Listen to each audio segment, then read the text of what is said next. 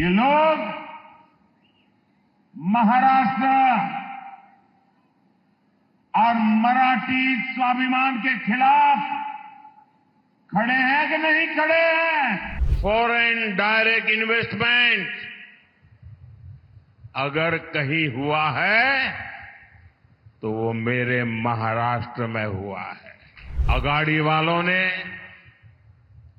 महाराष्ट्र की परेशानियों को बढ़ाने के अलावा कोई काम नहीं किया है। ये फर्क है महायुति और अगाड़ी वालों में। ये फर्क है बीजेपी और कांग्रेस में। आप मुझे बताइए, जिन्हें संभाजी महाराज के नाम पर आपत्ति है, जिन्हें उनके हत्यारे में अपना मसीहा दिखता है, ये लोग महाराष्ट्र और मराठी स्वाभिमान के खिलाफ खड़े हैं कि नहीं खड़े हैं? ये लोग हमारी पहचान के खिलाफ है या नहीं है? महाराष्ट्र क्या कभी भी ऐसे लोगों को स्वीकार करेगा क्या? साथियों, महाराष्ट्र को विकसित भारत के विजन का नेतृत्व करना है। बीजेपी और महायुति इसी संकल्प को लेकर काम कर रहे हैं। इसलिए आज महाराष्ट्र में आधुनिक इंफ्रास्ट्रक्चर का निर्माण हो रहा है। आज समृद्धि महामार्ग संभाजी नगर से होकर गुजर रहा है। मराठवाड़ा, विदर्भ और मुंबई से सीधे जुड़ गया है। जळगांव, धुलिया, सोलापुर से हाईवे कनेक्टिविटी के प्रोजेक्ट पर भी तेजी से काम हो रहा है। इस पूरे क्षेत्र में रेलवे को आधुनिक बनाया जा रहा है। साथियों, महायुति सरकार बनने के बाद देश में सबसे ज्यादा निवेश, फॉरेन डायरेक्ट इन्वेस्टमेंट अगर कहीं हुआ है तो वो मेरे महाराष्ट्र में हुआ है। शिंदे जी, इसके लिए भी आपको और आपकी टीम को बधाई। और इसका एक बहुत बड़ा लाभ आप लोगों को हुआ है। अकेले इस क्षेत्र में अब तक 70,000 करोड़ रुपए से ज्यादा के निवेश के समझौते हो चुके हैं। 45,000 करोड़ रुपए के प्रोजेक्ट्स यहां आ चुके हैं। आने वाले समय में बहुत सारी बड़ी बड़ी कंपनियां हमारे यहां काम करेगी।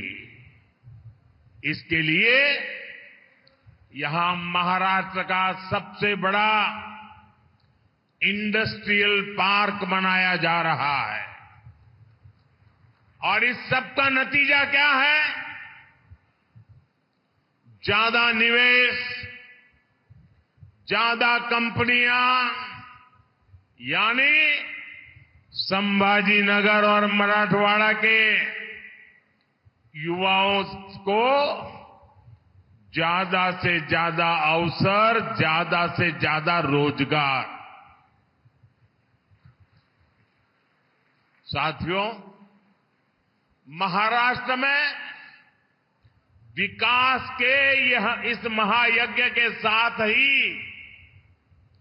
हमारी सरकार विरासत का अनुष्ठान भी कर रही है। भगवान विट्ठल के भक्तों की सुविधा के लिए हमने पालकी महामार्ग का निर्माण करवाया है।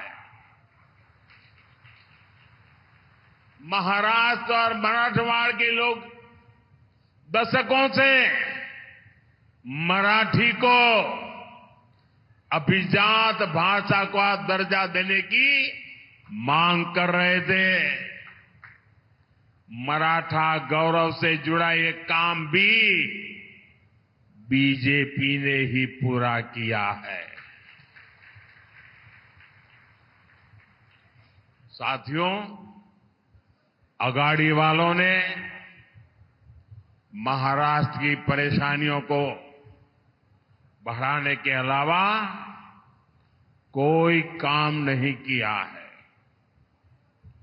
मराठवाड़ा में लंबे समय से पानी का संकट रहा है, लेकिन कांग्रेस और अगाड़ी वाले हमेशा हाथ पर हाथ धरे बैठे रहे।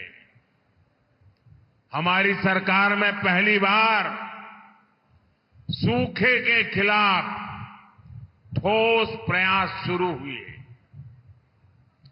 महायुति की सरकार ने वैतरणा और उल्लास सब बेसिन से पानी मराठवाड़ा तक पहुंचाने का फैसला लिया है। जब देवेंद्र जी सीएम थे तो उन्होंने जलयुक्त शिवार योजना भी बनाई। जलयुक्त शिवार योजना से मराठवाड़ा में जल संकट सुधरना शुरू हुआ था, लेकिन भाइयों बहनों, बीच में 2.5 साल के लिए इन अगाड़ी वालों की सरकार आ गई थी। इन्होंने इस योजना को भी बंद कर दिया था। जब महायुति की सरकार आई तो ये काम दोबारा शुरू हुआ। छत्रपति संभाजीनगर में पानी की सप्लाई के लिए महायुति सरकार ने 1600 करोड़ रुपए से भी ज्यादा दिए थे। इस पर भी अगाड़ी वालों ने ब्रेक लगा दिया था। अब जब उसे दोबारा शुरू किया गया है तो इस योजना की लागत बहुत बढ़ गई है। इसके लिए अब केंद्र सरकार अलग से 700 करोड़ रुपए दे रही है। ये फर्क है महायुति और अगाड़ी वालों में। ये फर्क है बीजेपी और कांग्रेस में। आप मुझे बताइए, महाराष्ट्र में सरकार पानी और सूखे से मुक्ति दिलाने वाली होनी चाहिए या इन योजनाओं को ठप करने वाली होनी चाहिए? ये अगाड़ी वाले बूंद बूंद पानी के लिए आपको तरसाएंगे। तरसाएंगे कि नहीं तरसाएंगे? इसलिए विशेषकर मैं माताओं बहनों को कहता हूं, ये अगाड़ी वालों को घुसने ही मत देना, वरना आपको पानी के लिए भी तरसा के रखेंगे। इसलिए मैं कहता हूं, भाजपा महायुति आहे तर गती आहे, महाराष्ट्राची प्रगती आहे। साथियों, महायुति के लिए हमारा किसान हमारा अन्नदाता है। विकसित महाराष्ट्र का सबसे मजबूत स्तंभ है। यहां कपास के किसान बहुत बड़ी भारी मात्रा में है। हमारी सरकार कपास किसानों की आय बढ़ाने के लिए भी हर संभव प्रयास कर रही है। महाराष्ट्र में टेक्सटाइल पार्क खुलने से स्थानीय कपास उद्योग को बढ़ावा मिलेगा। किसान सम्मान निधि के तहत महाराष्ट्र के 1,20,00,000 किसानों को 33,000 करोड़ रुपए से ज्यादा उनके खाते में जमा हो चुका है। छत्रपति संभाजी नगर के ने भी 4 लाख से ज्यादा किसानों को यहां मेरे किसान भाई बहनों को फायदा मिला है। महायुति सरकार की नमो शेतकरी योजना की वजह से किसानों को डबल पैसा मिल रहा है। साथियों, हमारी सरकार सोयाबीन किसानों को संकट से उबारने को अलग से 5,000 रुपये दे रही है। महायुति सरकार ने सोयाबीन का न्यूनतम समर्थन मूल्य 6,000 प्रति क्विंटल करने का भी वायदा किया है। अगले 5 वर्षों में किसानों का फायदा भी बढ़ेगा, उन्हें नए अवसर भी मिलेंगे। हम इस प्रयास में लगे हैं कि अब हमारे किसान भाई बहनों को बिजली बिल की चिंता ही ना हो। इसलिए हम हर खेत तक सोलर ऊर्जा पहुंचाने में जुटे हैं। बड़ी संख्या में सिंचाई के पंपों को सोलर पंप में बदला जा रहा है। यही नहीं, हमने डेयरी के काम में जुटे किसानों की भी चिंता की। हम गोपालक पशुपालक किसानों को किसान क्रेडिट कार्ड की सुविधा दे रहे हैं। साथियों, कांग्रेस पार्टी सरकार बनाने के लिए विकास पर नहीं, बंटवारे पर भरोसा करती है। कांग्रेस दलितों, पिछड़ों, आदिवासियों को आगे बढ़ने से रोकती है, ताकि सत्ता पर पीढ़ी दर पीढ़ी इनका कब्जा बना रहे। इसलिए कांग्रेस शुरू से ही आरक्षण के खिलाफ रही है। आप देखिए, इन दिनों इंटरनेट पर पुराने अखबारों की तस्वीरें वायरल हो रही हैं।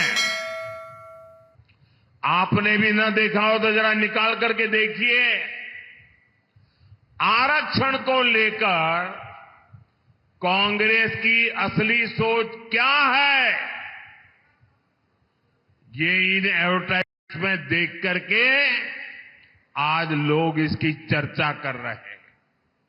आपको मालूम है, कांग्रेस पहले खुले आम कैसे कैसे विज्ञापन देती थी। कांग्रेस आरक्षण को देश के खिलाफ बताती थी। कांग्रेस आरक्षण को मेरिट के खिलाफ बताती थी। कांग्रेस की मानसिकता और कांग्रेस का एजेंडा अभी भी वही है। इसलिए पिछले 10 वर्षों से ओबीसी समाज का प्रधानमंत्री इन्हें बर्दाश्त ही नहीं हो रहा है। उनको लग रहा है ये पिछड़ा कहां से आ गया। इसलिए कांग्रेस के शहजादे विदेश में जाकर खुलेआम बयान देते हैं कि वो आरक्षण को खत्म कर देंगे। भाइयों बहनों, अब अपने एजेंडे को लागू करने के लिए, उसे आगे बढ़ाने के लिए कांग्रेस और अघाड़ी एससी, एसटी, ओबीसी को छोटी छोटी जातियों में बांटने का षड्यंत्र रच रहे हैं। कांग्रेस यहां माड़ी समाज को गवंडी समाज से लड़वाना चाहती है। कांग्रेस लोहार को सुतार से लड़वाना चाहती है। कांग्रेस चाहती है कि सोनार और कुंभार में जाति के नाम पर लड़ाई हो जाए। ये लोग वाणी और तेली जैसे समाजों को आपस में लड़ाना चाहते हैं। ये नावी धोबी को लड़वाने की फिराक में है।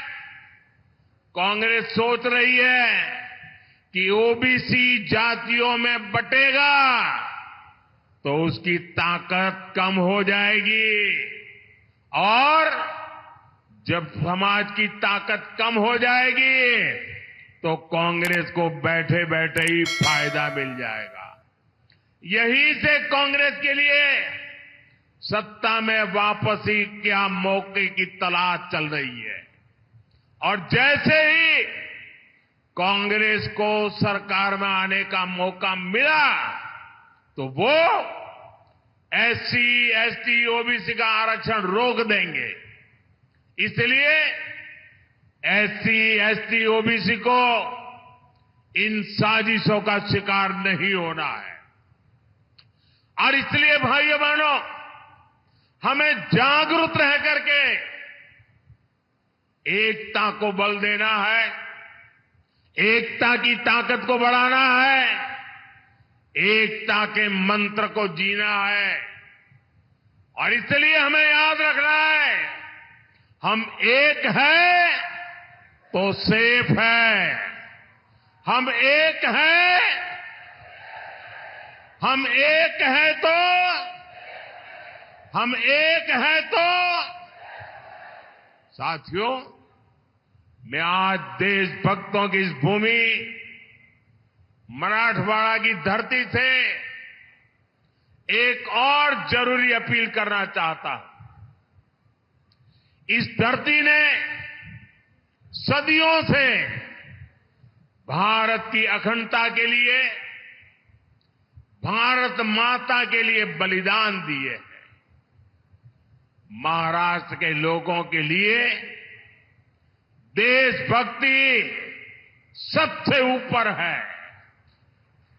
लेकिन दूसरी ओर ये कांग्रेस पार्टी, कांग्रेस और उसके साथियों ने 370 को फिर से लागू करने का प्रस्ताव पास कराया है। आपने टीवी में, अखबारों में देखा होगा। आपको ध्यान होगा, जब हमने कश्मीर को 370 से आजादी दिलाई थी तो कांग्रेस ने संसद के भीतर उसका विरोध किया था। अदालत में भी वकील बन करके कांग्रेसियों ने 370 के हमारे निर्णय को खत्म करने के लिए रात दिन मेहनत की थी, बेशर्मी के साथ मेहनत की थी। और अब ये फिर से 370 को लागू करके कश्मीर का अलग संविधान बनाने की योजना बना रहे हैं। कश्मीर भारत का अभिन्न हिस्सा है। कश्मीर में बाबा साहब आंबेडकर का संविधान चले, कश्मीर से आतंकवाद का नामो निशान मिटे, ये हर देशवासी का संकल्प है। लेकिन कांग्रेस का सपना क्या है? कांग्रेस का सपना कश्मीर से बाबा साहब के संविधान को हटाने का है। मैं तो हैरान हूं, पाकिस्तान के अलावा अगर कोई ये सपना देख रहा है तो वो कांग्रेस और उसके साथी है।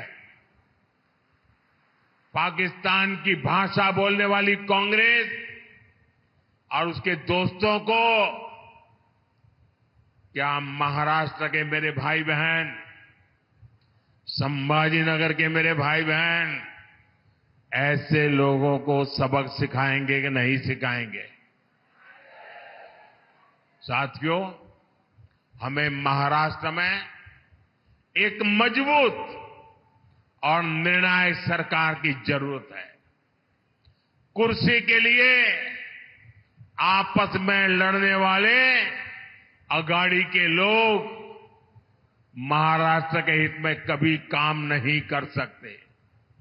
इसलिए मेरा आग्रह है, ज्यादा से ज्यादा संख्या में महायुति उम्मीदवारों के पक्ष में वोट करें। मैं आपको भरोसा दिलाता हूं, अगले 5 साल में महाराष्ट्र विकास की नई ऊंचाइयों को छुएगा। इसी संकल्प के साथ आप सबका ये प्यार, ये आशीर्वाद, इसके लिए मैं आपका बहुत बहुत आभारी हूं। मेरे साथ बोलिए, भारत माता की, भारत माता की,